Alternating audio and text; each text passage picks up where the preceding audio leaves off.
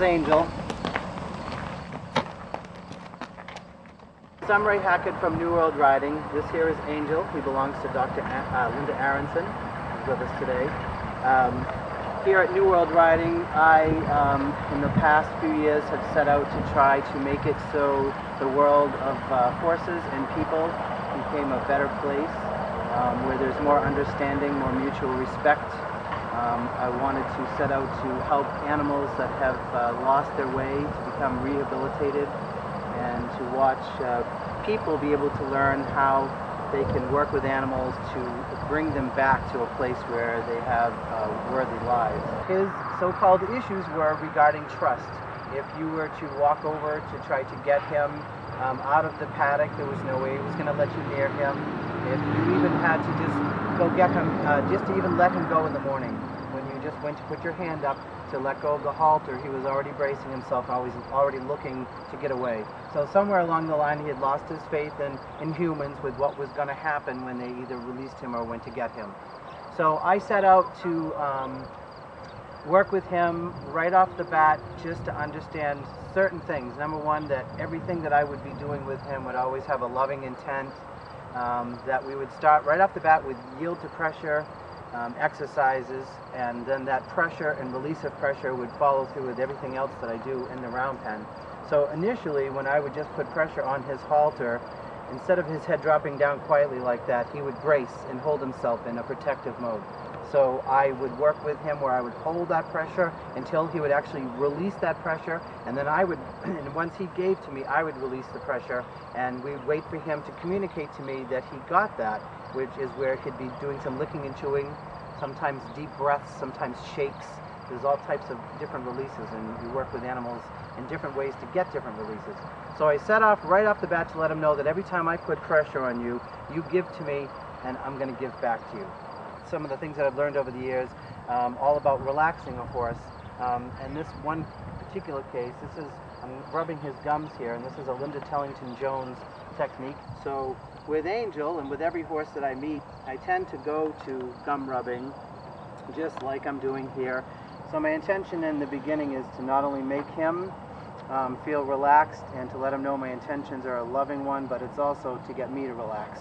If I've had too much coffee and he knows it, this gives me a chance to bring myself down to a great place to be working, and it also lets him realize that everything I'm about to do has nothing to do with wanting to hurt him. All different places in the back of his cheek here where I'm pulling away his cheek and rubbing all the things that he can't do. In particular, it's just everywhere that my finger can reach, and of course I know where I'm going in here, but anywhere that I can go where I can do some relaxation work, some rubbing, and get him to do just like he's doing.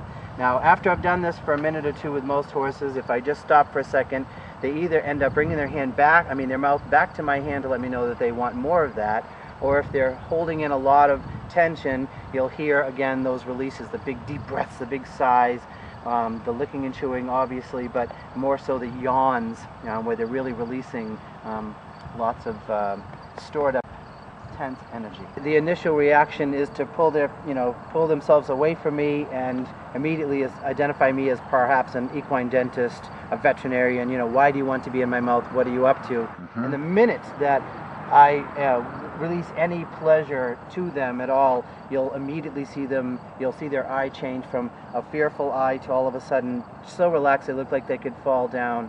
And as I mentioned before, you'll see like yawn after yawn. And then when I come over, and as soon as they see me rinse my hand, they're right there to put their head down like, oh gosh, he's going to make me feel really good. It can take a minute and a half, but it's totally worthwhile to me. So, and then when I first brought him in here to the round pen, I had to let him know I'm going to be the kind leader, that it's okay that I can take charge, and let him know that when he makes all these good decisions, that I'm always going to be right there with a reward, whether it be a pat, whether it be my taking my eye off of his eye, any of the pressure that I mentioned, that I put on him for a second and ask him to do something, and then I release that pressure. And when you release that and the licking and chewing happens, that's when the light bulb goes off and they say, oh, I got that. That's when they're actually learning something. What I do is to go step by step, with what is their comfort zone, and they'll let you know that you can go 3 feet forward, and I'm okay with that. If you go 3.5 feet, no. And then you stop and you say, okay, well, then what's going on here? Is it here? Is it here? And then you go up to the face and they go, oh, okay, we need to work on desensitizing and getting you to the point where I can touch you all over the place and work through your fears there. Suddenly, that zone, that comfort zone has changed. That space where they're comfortable with you being in has changed. So if we create a triangle, the two of us to work together, and he's the base of the triangle, I stand at the apex of the triangle. When I'm at this point right here, I know I'm at a spot where I can step back, get behind his engine or his motor to ask him to move forward, or I can come out in front of him to let him know that I'm kind of confronting him and that I'd like him to slow down or possibly come to a halt. Knowing that even though he can be looking at what's going on in this entire property, it could be a very busy day, but he also doesn't miss a single thing that I'm doing with every part of my body.